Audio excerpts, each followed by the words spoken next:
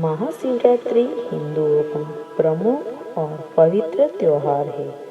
यह भगवान शिव का प्रमुख पर्व है। फाल्गुन कृष्ण चतुर्दशी को महाशिवरात्रि पर्व मनाया जाता है।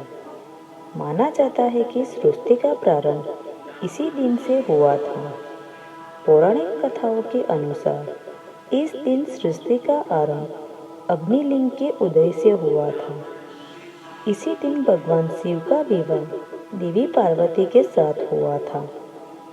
साल में होने वाली 12 शिवरात्रियों में से महाशिवरात्रि को सबसे महत्वपूर्ण माना जाता है। तो आइए जानते हैं महाशिवरात्रि से जुड़ी एक पौराणिक कथा के बारे में।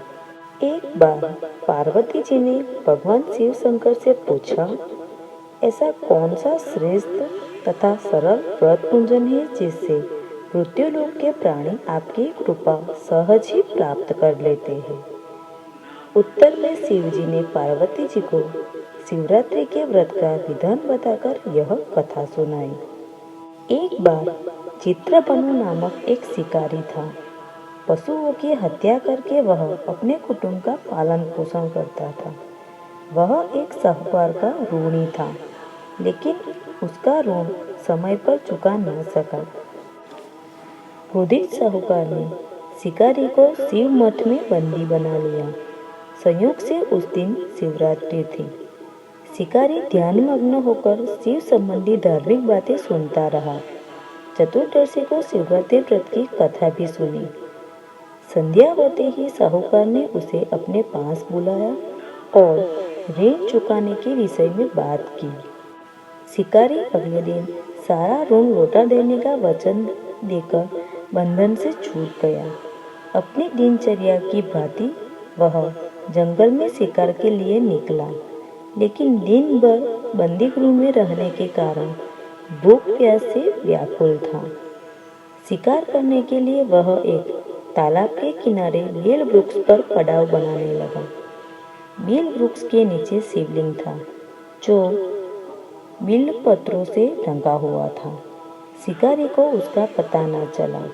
पड़ाव बनाते समय उसने जो टहनियाँ तोड़ी वे संयोग से शिवलिंग पर गिरी। इस प्रकार दिन भर भूखे प्यासे शिकारी का व्रत भी हो गया और शिवलिंग पर बेलपत्र भी चढ़ गया।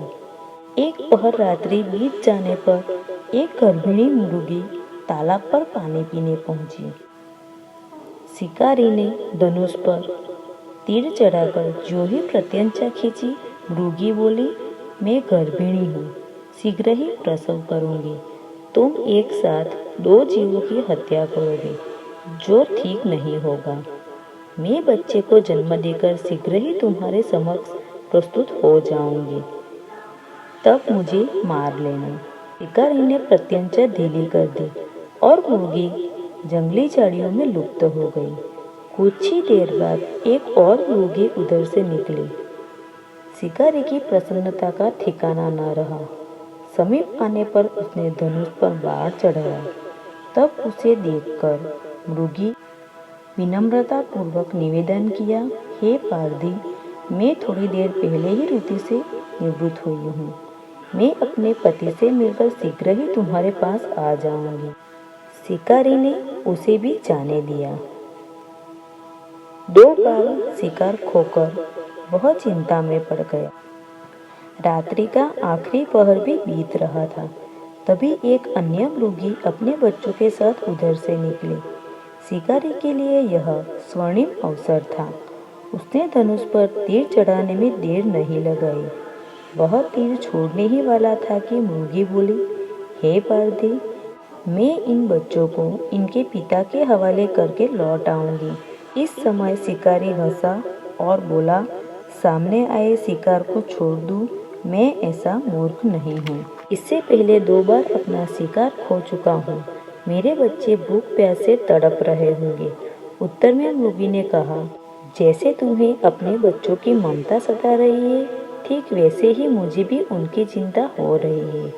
इसलिए सिर्फ बच्चों के नाम पर मैं थोड़ी देर के लिए जीवन दान मांग रही हूँ। हे पारधी, मेरा विश्वास कर, मैं इन्हें इनके पिता के पास छोड़कर तुरंत लौटने की प्रतिज्ञा करती हूँ। मृगी का दीन स्वर सुनकर शिकारी को उस पर दया आ गई। उसने उस मृगी को भी जाने दिया। शिकार के अभाव में बेल वृक्ष पर बैठा शिकारी बेल पत्र तोड़ तोड़कर नीचे फेंकता जा रहा था। कुछ देर बाद एक हुष्ट पुष्ट मृग उसी रास्ते पर आया। शिकारी ने सोच लिया कि इसका शिकार वह अवश्य करेगा। शिकारी की तनी प्रत्यंचा देखकर मृग विनीत स्वर में बोला, हे पारधी, यदि तुमने मुझसे पूर्व आने वाली 3 मृगियों को तथा छोटे छोटे बच्चों को मार डाला है तो मुझे भी मारने में विलंब न करो, ताकि मुझे उनके वियोग में एक क्षण भी दुख न सहना पड़े। मैं उन मृगियों का पति हूँ। यदि तुमने उन्हें जीवन दान दिया है तो मुझे भी कुछ क्षण का जीवन देने की कृपा करो। मैं उनसे मिलकर तुम्हारे समक्ष उपस्थित हो जाऊंगा। मृग की बात सुनते ही शिकारी के सामने पूरी रात का घटनाक्रम घूम गया। उसने सारी कथा मृग को सुना दी। तब मृग ने कहा, मेरी 3 पत्नियां जिस प्रकार प्रतिज्ञाबद्ध होकर गई है, मेरी मृत्यु से अपने धर्म का पालन नहीं कर पाएगी। अतः जैसे ही तुमने उन्हें विश्वास पात्र मानकर छोड़ा है, वैसे ही मुझे भी जाने दो।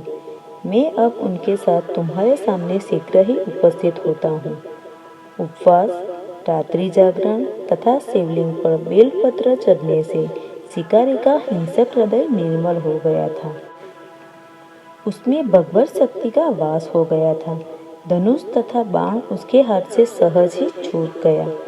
भगवान शिव के अनुकंपा से उसका हिंसक हृदय कारुणिक भाव से भर गया। वह अपने अतीत के कर्मों को याद करके पश्चाताप की ज्वाला में जलने लगा। थोड़ी देर बाद मृग परिवार शिकारी के समक्ष उपस्थित हो गया ताकि वह उनका शिकार कर सके। किंतु जंगली पशुओं की ऐसी सत्यता, सात्विकता एवं सामूहिक प्रेम भावना देखकर शिकारी को बड़ी ग्लानि हुई।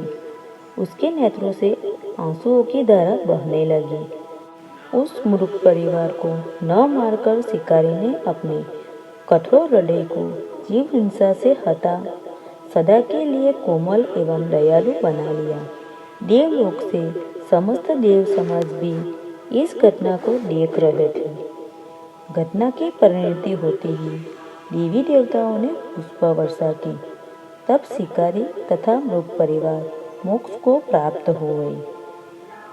हर हर महादेव। आपके और आपके परिवार को महाशिवरात्रि के पवित्र त्योहार की हार्दिक शुभकामनाएं।